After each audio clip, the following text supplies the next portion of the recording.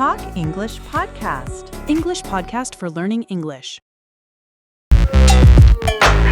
Hey there, everyone, and welcome back to the Talk English Podcast, the only place where we transform your language anxieties into speaking strengths. I'm your host, John, and today we're diving into one of the most frustrating dilemmas for any English learner, the silence block. You know that moment when the small talk runs out and your brain just freezes? You're trying to move beyond, "Fine, thank you," but the words just stop flowing. But don't worry, we're not just going to talk about it, we're going to give you the mental and linguistic tools to overcome it. And joining me today to dissect this challenge is a specialist in conversational psychology and a master language coach. Ellen, welcome to the show, Ellen. Thanks for having me, John. I'm genuinely excited to be here. This topic resonates with almost every student I've ever worked with.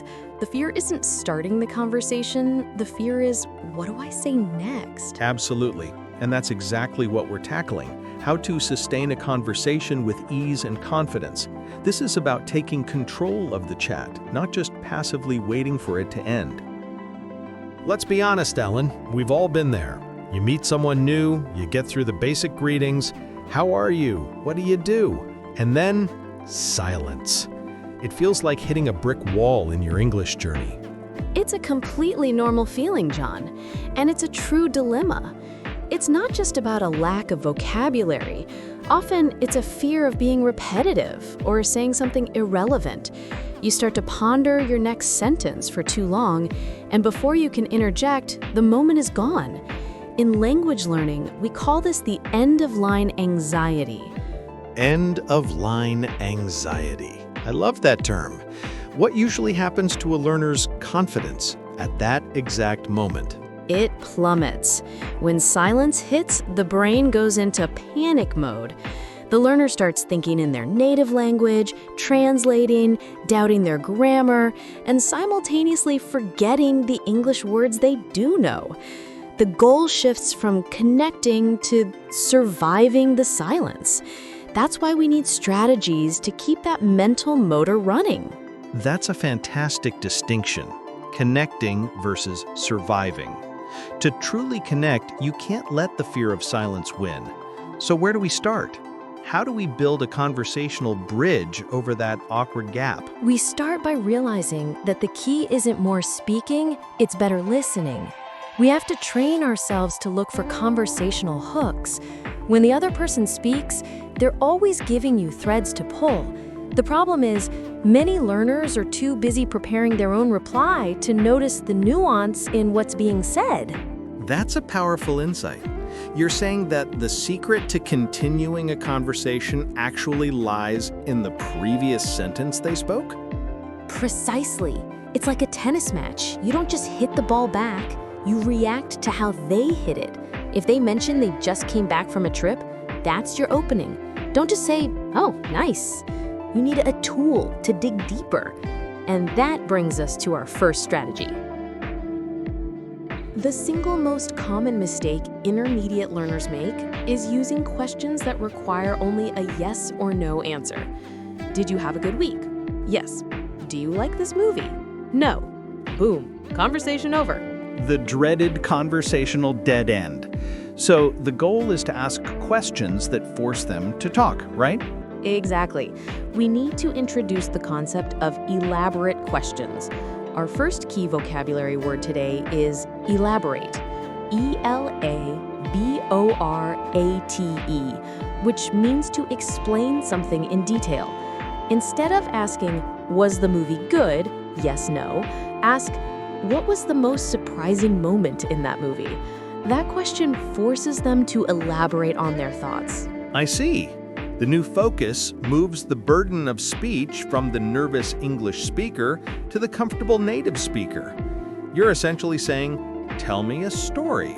You got it. And for our listeners, here are some quick templates you can practice right now. Instead of, did you enjoy your job? Try, what's the biggest challenge you face at work and how do you handle it? Instead of, do you like the food? Try, if you could change one thing about this dish, What would it be and why? Those are golden templates.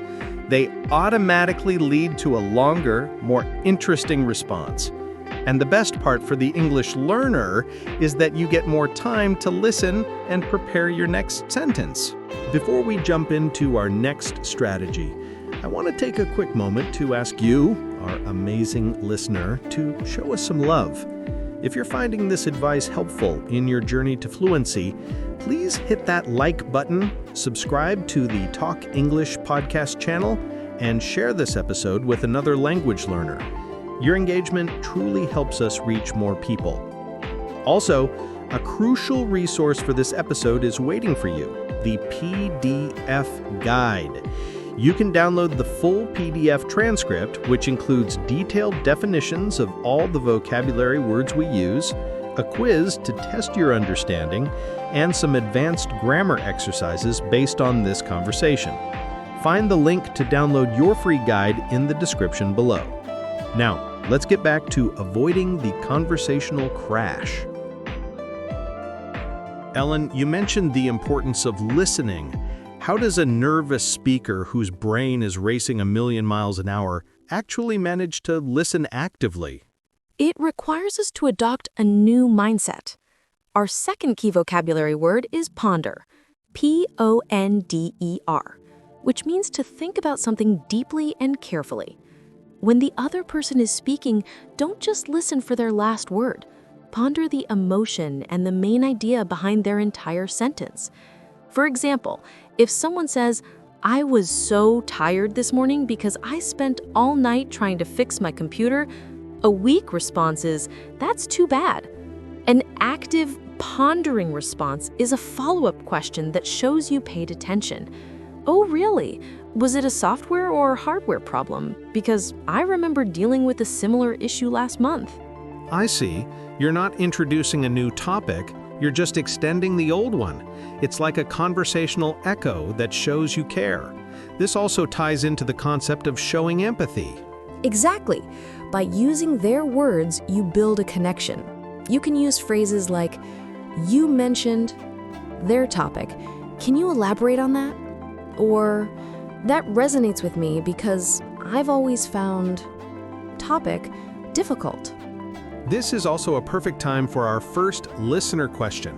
I want to know from our community, what is the most awkward silence you ever experienced in an English conversation, and why did it happen? Drop your answer in the comment section below. We read all your comments.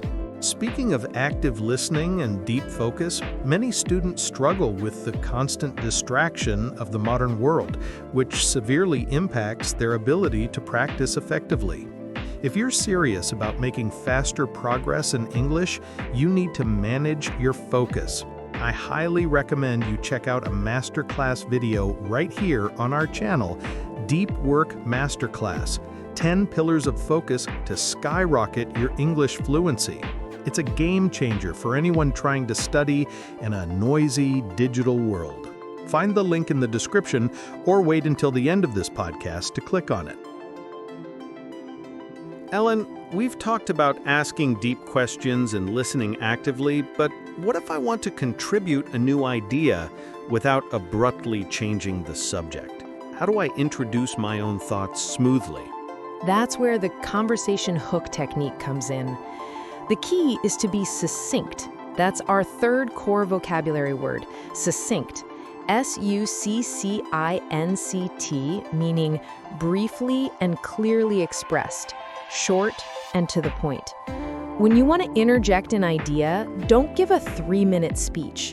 Use a succinct sentence that acts as a bridge. For example, if someone is talking about their favorite sports team, you don't say, "My hobby is baking." You find a nuance and hook onto it.